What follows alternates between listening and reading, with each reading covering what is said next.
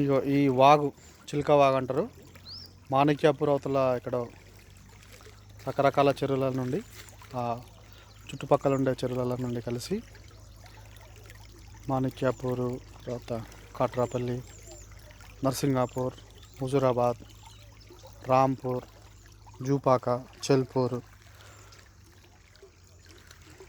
తర్వాత మడిపల్లి అనుకుంటా. ఇక అన్ని రకరకాల ఊళ్ళకి వెళ్ళిపోయి మానేరులో కలుస్తాయి కావచ్చు. ఇక్కడ మానేరు నుండి గోదావరి నది, కాళేశ్వరం, ఆ తర్వాత సముద్రం. ఇది